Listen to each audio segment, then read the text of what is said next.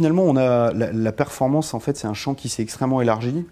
Historiquement, on avait tendance à considérer que c'était l'activation de canaux spécifiques comme le search, l'affiliation pour générer des performances e-commerce, donc de vente directe pour les clients. Et aujourd'hui, c'est une notion qui est quasi universelle. Ça revient à optimiser les performances des clients sur les canaux e-commerce, sur les marketplaces, vers la vente physique. Et l'utilisation, finalement, la performance irrigue aujourd'hui l'ensemble des moyens de communication médias digitaux, et que ce soit la vidéo ou le social.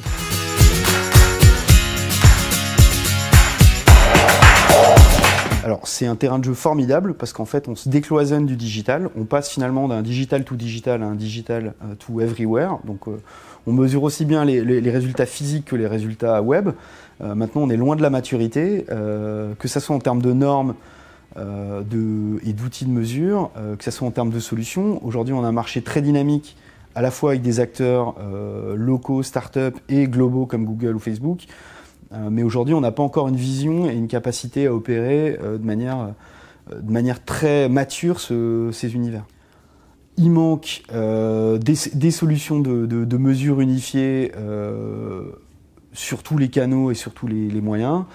Il manque un retour d'expérience finalement pour construire des normes et des règles de mesure.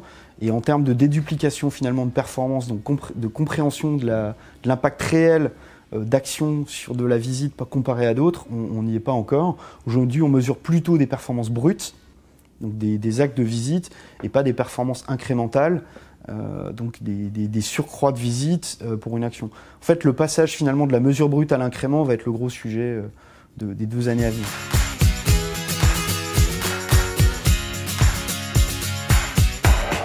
Ça va être quelque chose de fondamentalement transformant. On va complètement révolutionner les choses. Aujourd'hui, la meilleure manière de s'y préparer, c'est de travailler l'ensemble des systèmes et des initiatives autour de la data.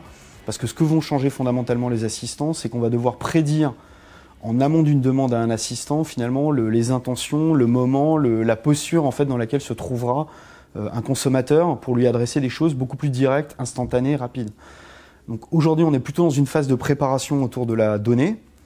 Demain, on aura des négociations à mener avec les différents acteurs, à comprendre comment réconcilier finalement les différents assistants, parce qu'aujourd'hui, on est dans une phase d'expansion, mais on a différents systèmes assez isolés, des walled gardens, et on va devoir construire un système intégré autour de ça. Le rôle de l'agence restera finalement le même qu'aujourd'hui, il est d'être côté client, d'être intégrateur de ces solutions, tiers de confiance pour les clients, parce que ça va être l'un des assets qui restera clé pour les différentes marques pour lesquelles on travaille, et d'essayer de tirer le meilleur parti pour les clients de ces solutions.